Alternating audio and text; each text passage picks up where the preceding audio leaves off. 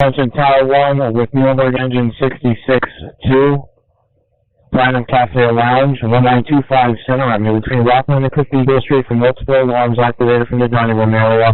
You're going to be on Pyralites 2, 0017.